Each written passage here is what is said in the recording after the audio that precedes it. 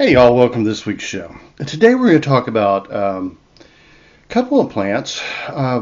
Each have some herbal use. One is really interesting, really dangerous, but we'll start with one that isn't, okay? And the one we're going to start with is Symphoricarpos. That's also known as Wolfberry or Coralberry or Snowberry. Coralberry is the only one native to my region, but there are two that have been naturalized. So, and that would be the Wolfberry, Coralberry. So you may find these, depending on where you are, you can probably grow these without a doubt. But native to my region is the Coralberry. What was the other one I said?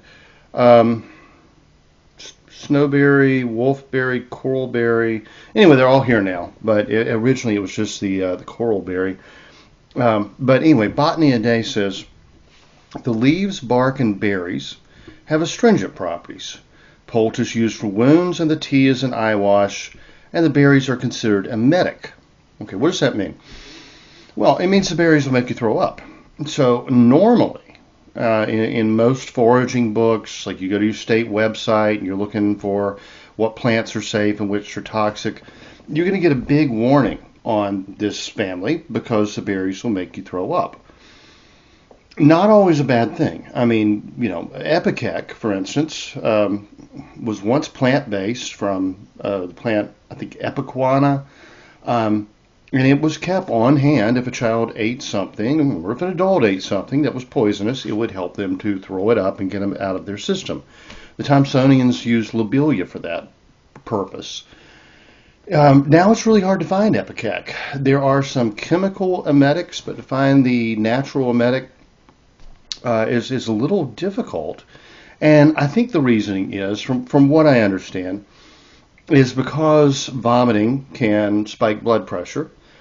Doctors decided it was dangerous, right? I mean, because you don't want to throw up and have a stroke. Well, okay, that's an issue, sure.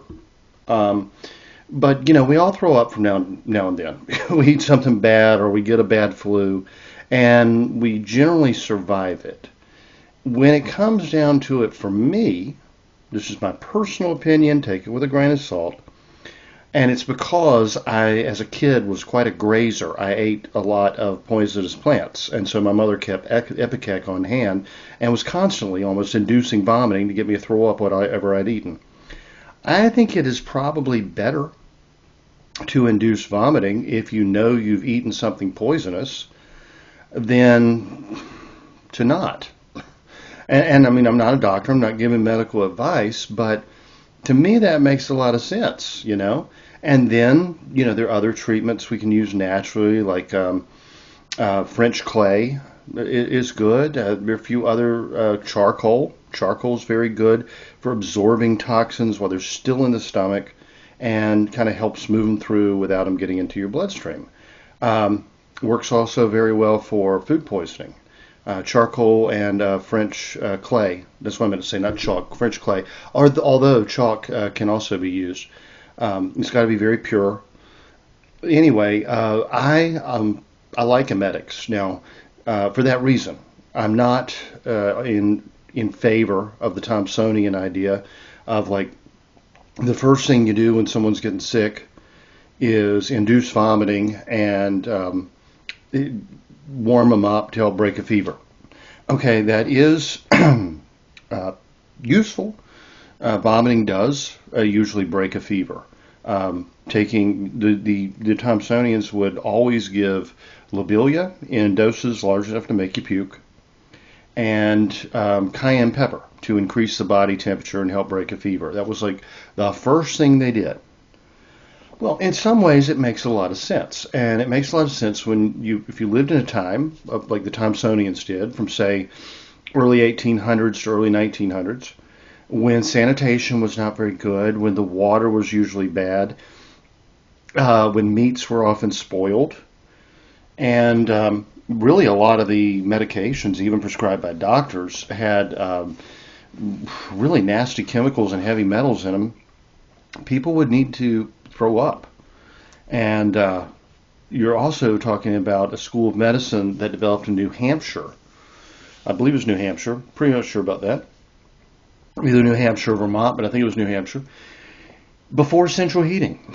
So, like priority, get somebody warm, get rid of the fever, and purge their stomach. You know, this was also the era where people were still doing bleedings and such to purge the blood. Really, the Thomsonian model made a lot more sense than the bleedings that doctors were doing. But that's not necessarily our go-to now, unless you think you or your child or somebody has eaten something that could be harmful, and you need to get it out of their stomach. These days, if you call poison control, they may say induced vomiting. Usually that's like fingers down the throat. I don't know why you would prefer that to an emetic, because it oftentimes does not work and can tear the throat if you have fingernails. I'm not a fan of the fingers down the throat method, but they'll say bring them in, we'll have their stomach pumped. And while that is probably more effective, what if you can't get to the hospital? What if you're miles down the road and it's bad weather and you got to do something? Well, I'm a fan of having an epicac on hand. An emetic on hand. But you have to do your own research, talk with your pediatrician, whatever, and make your own decisions on that. And there are several really easy to use emetics like lobelia, like dry mustard powder. Actually, the same mustard we use to make the mustard condiment can be put in teaspoons or so in a cup of hot water, and it will usually induce vomiting. Now, it can be irritating. As you know, mustard has a hotness to it, but it will also help break a fever because it does raise body temperature as well. So look into that. If it's something you're interested in. There are many emetic herbs. There are many plants that have been used traditionally by peoples in every nation on earth, from the Native Americans to the Chinese and the Greeks in between, and et cetera, that were used specifically to induce vomiting and were used safely and effectively for thousands of years before there was ever such a thing made as a stomach pump. So, this is just something to think about. But Plants for Future says of Snowberry particularly, says Snowberry was commonly employed medicinally by several native North American Indian tribes who valued it especially for the saponins it contains. These saponins can be toxic, but when applied externally, they have a gentle cleansing and healing effect upon the skin, killing body parasites and helping the healing of wounds. The Native Americans used it to treat a variety of complaints, but especially as an external wash on the skin.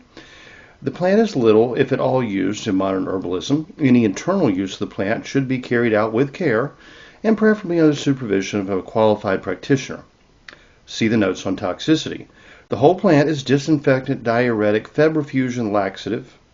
And febrifuge, of course, means helps break a fever. An infusion of the stems has been used to treat stomach problems and menstrual disorders. A decoction of the leaves has been used for the treatment of colds. A poultice of the chewed leaves has been applied, or an infusion of the leaves has been used as a wash in the treatment of external injuries. A weak solution of the stems and leaves has been used as a wash for children, whilst a stronger solution applied to sores. The fruit has been eaten or used as an infusion in the treatment of diarrhea. An infusion of the fruit has been used as an eye wash for sore eyes. The berries have been rubbed on the skin as a treatment for burns, rash, itches, and sores. The berries also have been rubbed on warts to help get rid of them. This treatment needs to be carried out for at least 3 times a day for a period of a few weeks before it takes away a wart. A poultice of the crushed leaves, fruit, and bark has been used in the treatment of burns, sores, cuts, chopped and injured skin. Chapped and injured skin. An infusion of the roots has been used in the treatment of fevers, including childhood fevers, stomach aches, and colds. A decoction of the root bark has been used in the treatment of venereal diseases and to restore the flow of urine.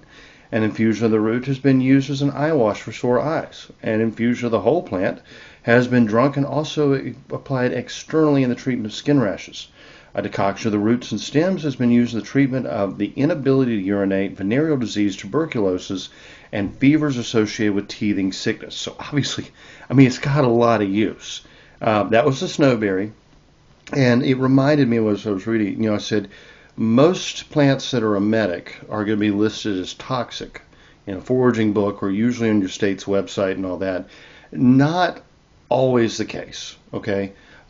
This one, the snowberry, apparently has saponins.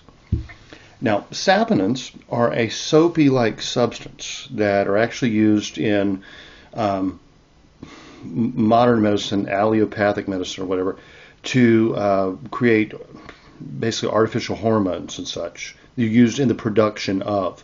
We wouldn't have like birth control pills and such as that without saponins. So while saponins are deadly to fish, they actually will block the gills and keep them from breathing, absorbing oxygen. I guess the fish doesn't really breathe. But anyway, respiration, whatever. That's how Native Americans often use plants containing saponins, such as yucca root being one of the most popular ones, as a fish poison. That is very, very illegal now, for obvious reasons, but you might want to know it in a survival situation. When it comes to saponins for the human, while they are considered toxic, our body, especially our liver, doesn't really process saponins the same way many animals do. Like there's certain plants that contain saponins that if livestock eat them, it can be poisonous. Well, they just kind of pass through for the most part for us. So while technically saponins are a toxin, oftentimes plants can be eaten and generally considered safe that are listed as toxic in many books and state websites and medical sites and all that. Very good example is honeysuckle. Now, out of all the members of the honeysuckle family, there are only a handful that are truly poisonous. I think everybody as a kid, at least I did, everybody I know in the South would pick honeysuckle flowers and suck the nectar out of them. You'd ride along on your bike, see some honeysuckle, and then you just suck the nectar out. It was like honey. It was wonderful, right? Perfumey. It was delicious. I have a friend who makes a honeysuckle syrup in that very way. And I've known many people who do honeysuckle-infused moonshine, essentially. People who, what you call them, distillation hobbyists, if you will. That's very common in the Appalachians to infuse a batch with honeysuckle. Now, if you were consume large amounts of, say, Japanese honeysuckle, could probably hurt you. You may be able to absorb enough saponin content to get into trouble. But most of us grew up snacking on honeysuckle flowers and enjoying the nectar, and we really never had a problem. A few months ago, I published put on YouTube a video on the use of Japanese honeysuckle. and other honeysuckles too. Like I said, it's a fairly large family. Bush honeysuckle has a lot of use. You be very careful not to confuse it with gelsemium. They can look a little similar when they're not in flower. Similar. One has more of a pointy leaf. The other's more obovate or rounded, elliptical actually. Anyway, so I put this out and I give historical use of honeysuckle, as I always do. I tell you, this book says it's good for this, and this book says it's good for this, and in this country, this ancient writer, and in modern medicine, they found this. Well, a guy gets in touch with me absolutely livid, saying that honeysuckle is poisonous and what I'm doing is dangerous. I'm like, let me explain to you the nature of saponins. No, my state website says it's poisonous. Therefore, you're going to end up getting people killed. I'm like, okay. Can you show me documented instances of honeysuckle poisoning in recent decades? But my state's website says it's poisonous. I'm like, well, everybody around here's always used it in these ways. My state website says it's poisonous. You're being irresponsible. I'm going to report you to YouTube. Okay. I finally took it down, and I just figured I would redo it next spring when the honeysuckle was in flower again, and give the potential toxicity with sources probably to his state's website, and also give sources that say pretty much safe, don't worry about it. Use in moderation with common sense, you're probably going to be all right. But see, this is where we've gotten to. Because it's just like with poke, one of my favorite wild edibles, Phytolacca americana. Yes, poke has a certain degree of toxicity. When you harvest the leaves in spring before there's any purple in them, there's very little. You can, if you want to, follow the guidebooks and the websites and cook it in 3 changes of water and then fry it in bacon fat and enjoy it.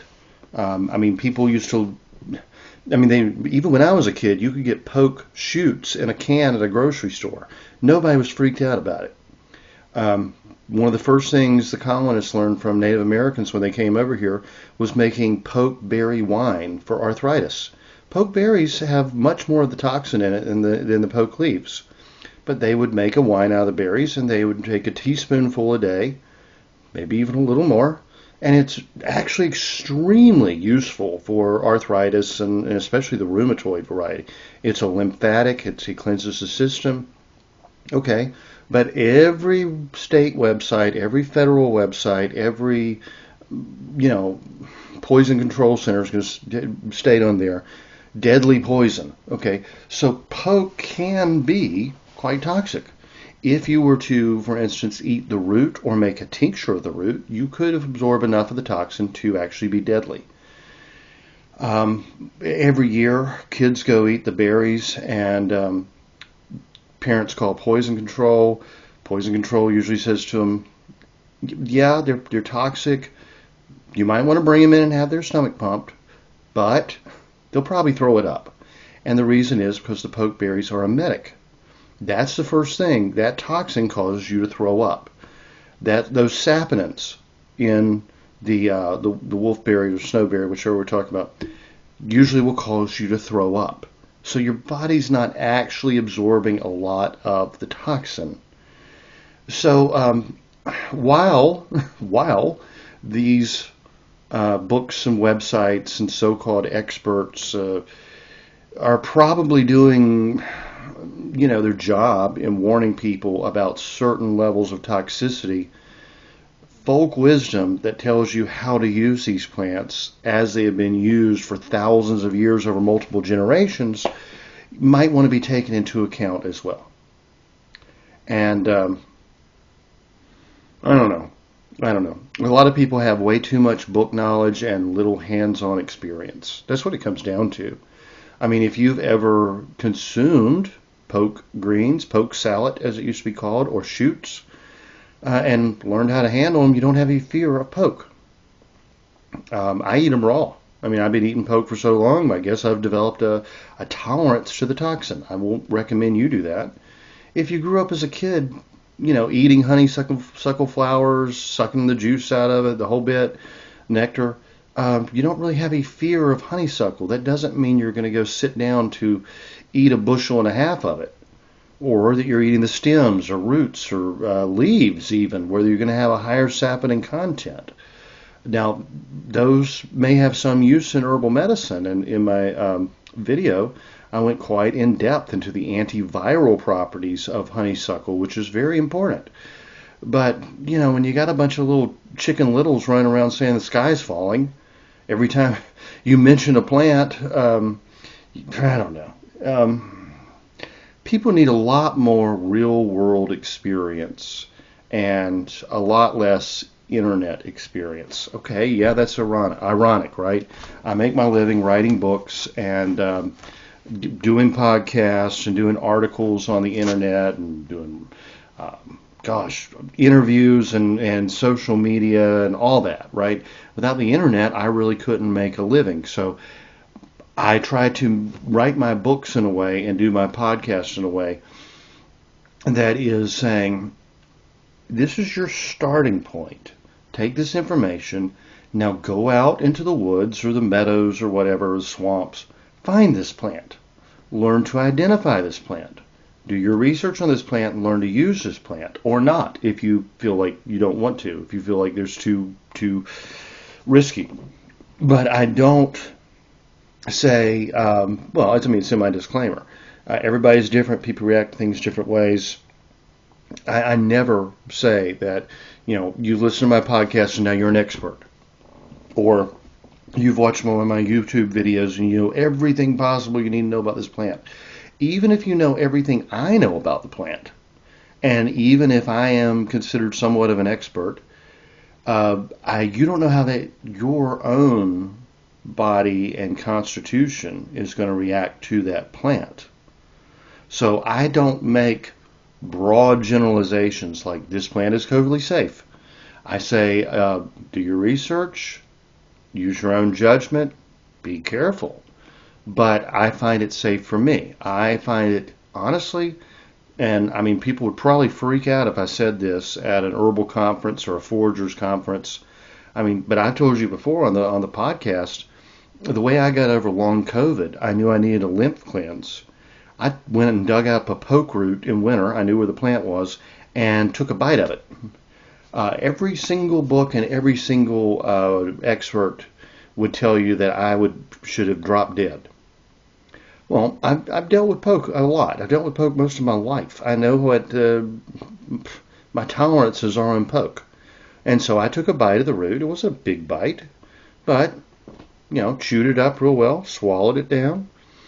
Within 30 minutes, I began sweating, and then the fever broke. And there was that big flush, that big cleansing, broken fever sweat. It was maybe a slightly nauseous, but not any more so that you'd be like riding in the back seat of somebody's car if they're a stop-and-go driver. But after that, my clothes were soaked. And after that, I felt good. I was back to being healthy again. It did exactly what I knew it was going to do because I have experience with poke. Now, I'm not recommending you do that, but whenever you see one of these warnings, look into it. See what the toxin is. Do a little research on that toxin. The next plant we're going to talk about is extremely toxic. And I'm almost going to give you the exact opposite advice, and that's because it's one of the 2 or 3 most poisonous plants in the entire world. And really irresponsible people have been putting out really bad information on it. We'll get into that in a minute, but let me finish up on this one. Wolfberry, this is again from Plants for the Future. An infusion of the leaves has been used as a wash for weak and inflamed eyes. An infusion of the root has been used to cleanse the afterbirth and aid in convalescence. And coralberry, the decoction of the inner bark or leaves, has been used as a wash in the treatment of weak, inflamed, sore eyes. The whole decoction of the root bark has been used as an eye wash to treat sore eyes. All right, now, as promised, Taxus, Yew. Yew, along with wolfsbane, maybe one other I could think of, something maybe you can get some strychnine or arsenic from. Yew is one of certainly the top 5 most poisonous plants in the entire world. 5 varieties do have documented use in herbal medicine. All are extremely poisonous. I mean, seriously, this is one of the most poisonous plants known to man. We have one shrub type yew in my area, Taxus canadensis, Canada yew. Also, several have been planted ornamentally. Do not be afraid of yew ornamentally. Teach your children not to eat the berries. I can't remember what they call them. I'll probably get to the word. It has a unique fruit. It doesn't matter. I'll probably find that word as I'm reading my notes. If your kids eat that berry, they're going to die. More likely than not, unless you can get their stomach pumped very quickly. Yew is extremely poisonous. But some of my favorite childhood memories, there was a park in the mountain town where I grew up, and they had this big stand of yew. And it was the canadensis, it was a shrub form yew. And I would just climb in there and play in there and make little forts in there, and I thought it was fantastic. Never once did I have the idea that I should try eating it. So don't freak out if you've got yew growing in your yard or there's yew in a park. Actually, the reason my beloved stand of yew is gone is because some parent, we usually would call them a Karen these days, freaked out and ran to the city and said, "You have to get rid of these poisonous plants. What if some child eats the berries?" Well, they look kind of freaky. I mean, I never had a desire to put one in my mouth. It's a weird-looking plant. I mean, to some extent, we're not animals. Even I, who grazed on just about anything, knew not to eat the yew berries. And what are you going to say? So my beloved stand of yew is no more, and that was some of my favorite childhood memories. In Europe, yew is often one of the best woods for making bows, long bows. Yew has wonderful uses, and it's a beautiful ornamental plant, and there's no reason to eradicate it. But there's also no reason to say really stupid things about it. Beginning, I guess, in about the 80s, there was a false herbalist, a faker, a guy who had no idea what he was talking about. And he called himself Dr. So-and-so. I'm not going to say the name. You can look him up. You'll figure out who I'm talking about. He worked with people like Michael Jackson and Oprah Winfrey, and he was a big celebrity. Big celebrity. And he would do a tiny bit of research, and then, okay, this is my supposition. People want to know cures for cancer. I never give cures for cancer. It's far too serious a subject. I mean, and you can get people's hopes up, or this is the real problem. He said that yew could be used as a cure for cancer. I never said that. I would never say that, but he did. And while medical research has found certain compounds in yew, YEW, to have certain potential in cancer research, this is not kitchen medicine. This is not go out and get yourself some yew and fix it. You will die. But he marketed it as a cancer cure. Eventually, he ended up fleeing the country. He was found to be practicing medicine without a license. He was found to be embezzling. He was found to be a fraud, a total con man, ripping off his clients and selling books. Books that are still for sale on Amazon, by the way. They haven't been pulled. He fled the country and took his millions and went and lived like a king for a while until, perhaps ironically, he died of cancer. Apparently, all his herbal knowledge that he had been marketing to people and taking their hard-earned money was not enough to save himself. So, I have a huge issue with people like that and people who took his writing at face value, never did their own research. And sometimes they get in touch with me and they'll ask me where they can get yew and how they can use yew, and I'll say, Why do you ask? And they'll say, well, it's a remedy for cancer. I'm like, oh, well, have you actually done any research on this? I mean, you may actually want to look and see that while in medical laboratories, certain chemical extracts from this plant have been used, it is absolutely not safe for you to make a tea out of this and drink it. And they get angry. But Dr. S, we'll call him, said that this was a cure. I'm like, yeah, and Dr. S died of cancer after defrauding his patients of millions of dollars. But he said it. I'm like, yes, and he was a con man and a liar. And usually they get angry at me, call me a bunch of names, and, storm away. I mean, seriously, whatever the storm away version is of an email. You can't just, I mean, there are these guru type herbalists that's to me is the worst. Sometimes I have an issue with the clinical guys that are like, everything needs to be licensed and everyone needs to go through this training program. I don't believe that. I believe in folk herbalism, kitchen medicine. I don't believe herbal medicine needs to be regulated. But I have a huge problem with the guru types. And I could name 5 of the most popular herbalists off the top of my head that I have no respect for whatsoever. Some of them are, pretty decent herbalists. One of them in particular does a lot of work with chemistry, and he's kind of on the cutting edge.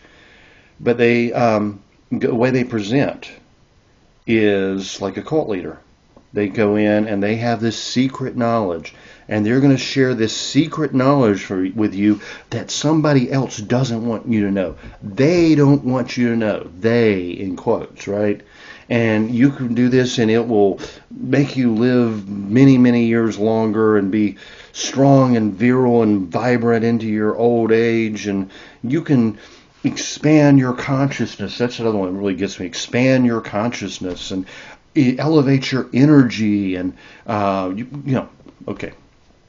And they don't mean energy in terms of just like, get up out of the chair faster. They mean like psychic energy and all that kind of crap. And that's what it is, just total bullshit. Not a bit true to it whatsoever. And they go in and they talk to, usually groups of young people, or women tend to be particularly susceptible for some reason. I don't know why. They go in and they're hiding this from you and they don't want you to know this. And they're like guru types. And once somebody kind of falls for that, they get hooked. They believe that person's word because that person tells you they have a secret knowledge that everybody else is hiding from you. So when you go and someone says, I need to know about you for this and that, and I say, why? And they tell me Dr. S, and I go through and show them that he was a con man, a charlatan, and died of the very disease he said he could prevent. Instead of believing it, even given the evidence, they're more likely to think all the evidence is made up to slander their great heroic cult leader, and they get angry with me. What are you going to do? I'm sorry, but that's the exact personality type and the way people followed, Dr. Fauci and stuff during the pandemic. People stopped thinking for themselves. They stopped thinking, period. They got scared, and they just started doing what they were told, and then got angry at anybody who thought differently. I mean, I said at the time, if your pants can't hold in a fart, how can a mask keep a microscopic virus, a cloth mask now, of one layer, or a bandana, which some people are using, keep a virus from being inhaled? Well, Dr. Fauci said, and you're going to kill everybody, and you're horrible. And I mean, we science and even the folk arts of herbalism have no room for gurus. We have no room for cult leaders. You have to have empirical evidence You're so much. I want to say to my audience, you're so much better than that. It says in my disclaimer, don't just take my word for it. Go out and do your own research. If there's someone who says take my word for it and don't do your own research, get as far away from that person as you can. They should be expelled from all medical or scientific or herbalist associations, etc. So now back to the legitimate uses of yew, with the huge disclaimer of don't try this at home. Okay? And mostly the ancient writers just talked about how poisonous it was. Dioscorides said that chickens that eat the fruit which grows on it in Italy turn black, and men that eat it fall into unconsciousness. Wow. There was actually one that was called Narbonite, I guess, a variety that was so strong that it said men who sat or fell asleep under it were hurt by the shade. And by that, they frequently died. I don't think that's true, but that's how poisonous this plant was thought to be in ancient Greece. Gerard, 1500s England. The yew tree, as Galen reporteth, is of a venomous quality and against man's nature. Dioscorides writeth that generally all heretofore have dealt in the faculty of herbalism, that the yew tree is very venomous to be taken inwardly, and that if any do sleep under the shadow thereof, it causes sickness and oftentimes death. Moreover, they say that the fruit thereof being eaten is not only dangerous and deadly unto man, but if birds do eat of it, it causeth them to cast off their feathers, and many times die. All which I dare boldly affirm is altogether untrue. For when I was young and went to school, diverse of my schoolfellows and likewise myself did eat our fill of the berries of this tree. And right there, boom, Gerard's off the list. No, I'm serious. Gerard, he was a wonderful gardener. He was the Queen's gardener. He was friends with Shakespeare. He had the royal gardens. Almost all of his herbal writings were taken from other sources, and if he ate the fill of the berries of the yew, he would have died. If he ate his fill. I'm not saying one or two he might have gotten away with. I don't know. I don't know the variety of it. Some are more toxic than others, but all are toxic. He was obviously mistaking this one with another tree. But he does say that he slept under the shadow thereof and among the branches without any hurt at all, and as have I. There's no that. That is an exaggeration. Let's see. He talks about Nicander. Nicander was an ancient herbalist. In his book of Counterpoisons doth reckon the yew tree among the venomous plants, but set down also a remedy, which is more folklore, and I'm not going to get into it.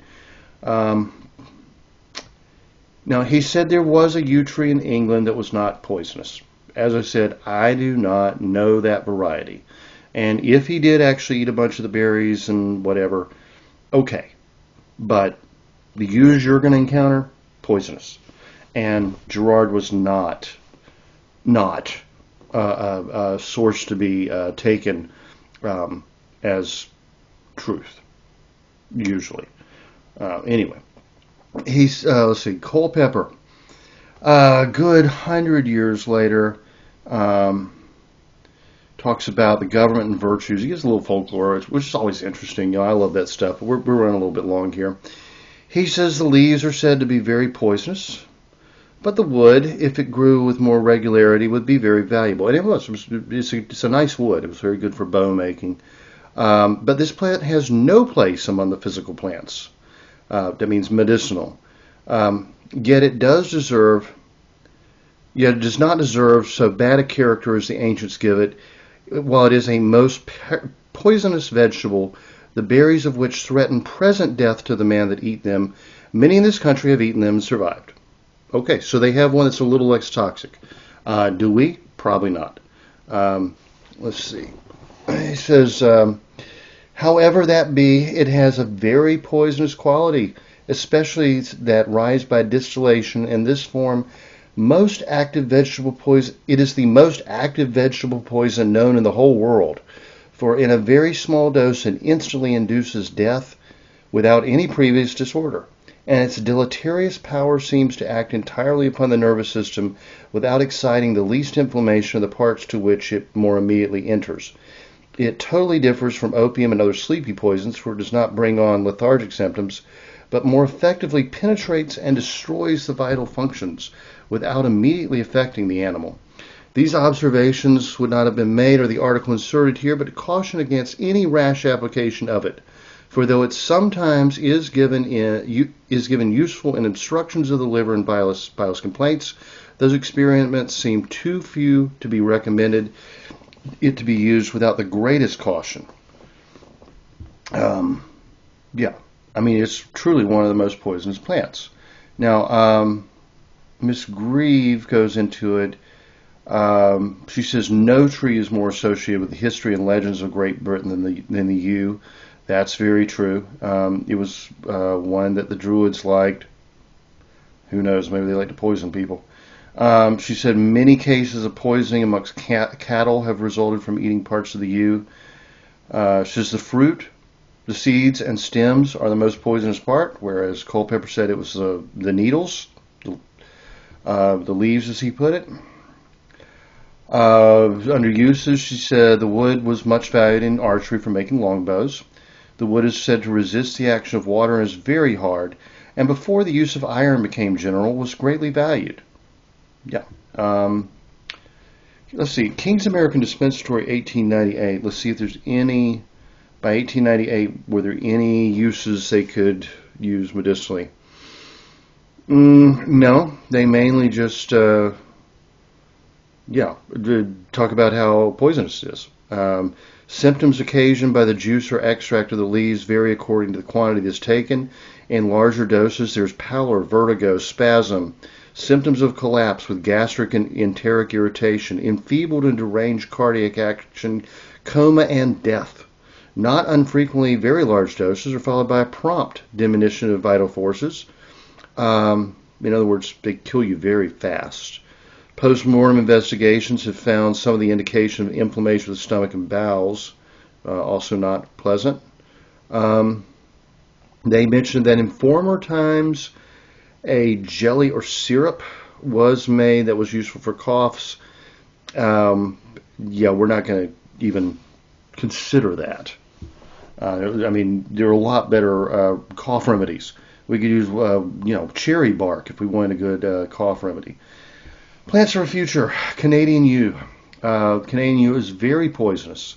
Though it was employed medicinal by several Native American Indian tribes who used minute amounts of the leaves internally and externally in order to treat a variety of complaints, including rheumatism, fever, influenza, expelling of afterbirth, and dispelling clots. Modern research shows that it contains the subject Taxol in its shoots and bark. Taxol has shown exciting potential as an anti-cancer drug, particularly in the treatment of ovarian cancer. But this remedy is very toxic, and even when used externally, should only be used under supervision of a qualified practitioner. The plant is abortifacient, analgesic, antirheumatic, anti-tumor, diaphoretic, diuretic, and meningitic, febrifusion, pectoral. Known hazards: all parts of the plant, except the flesh only of the fruit, are highly poisonous. And yes, that was what I was trying to remember when we were talking about Culpeper. Apparently the birds eat the berries and not the seeds. And apparently in probably some of the lesser toxic ones, the berries are technically edible, so long as you don't swallow the seeds. I'm not even going to try it. They look weird. Too many instances of poisonings have actually been recorded from people eating the berries of yew. So if you got one of these in your yard, tell your kids not to eat it. But if you see birds eating it, don't really freak out, because apparently they don't digest the seeds. They either don't swallow them or they pass through without breaking down in their system. So, highly poisonous. Highly poisonous. Peterson Field Guide, Eastern Medicinal Plants, says American Indians use minute amounts, just like they just said. But they mentioned that yew sap was used by the Celts to poison arrows. Yes, the sap of the yew is actually an arrow poisoning. So that, you get hit by an arrow, it enters your bloodstream, and you drop dead. Warning all parts of the plant except perhaps the red aril. That was it. It's not a berry, it's actually an aril. Of some yews contain the toxic alkaloid taxine and are considered poisonous. Ingesting as few as 50 needles has resulted in fatalities.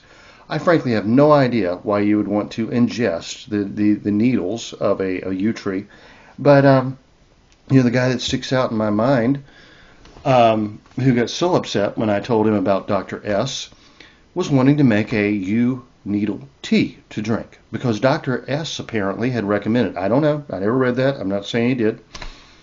But taking a chemical extract of yew, the Taxol, and using it in laboratory studies is a very, very different thing than making a tea of yew needles.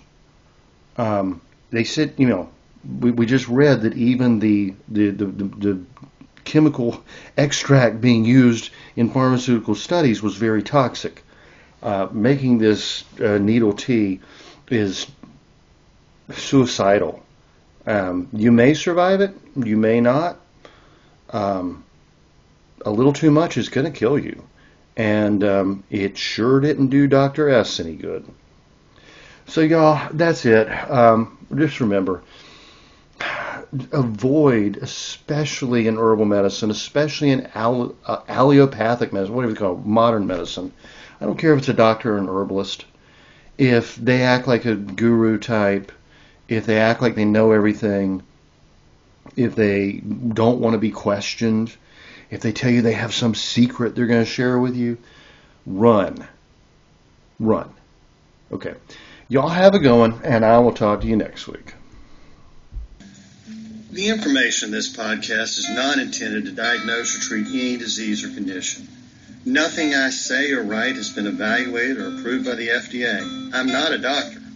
The U.S. government does not recognize the practice of herbal medicine, and there is no governing body regulating herbalists. Therefore, I'm really just a guy who studies herbs. I'm not offering any advice. I won't even claim that anything I write or say is accurate or true. I can tell you what herbs have been traditionally used for. I can tell you my own experience and if I believe an herb has helped me. I cannot nor would I tell you to do the same. If you use an herb anyone recommends, you are treating yourself. You take full responsibility for your health. Humans are individuals and no two are identical. What works for me may not work for you. You may have an allergy, a sensitivity, an underlying condition that no one else even shares and you don't even know about. Be careful with your health. By continuing to listen to my podcast or read my blog, you agree to be responsible for yourself, do your own research, make your own choices, and not to blame me for anything ever.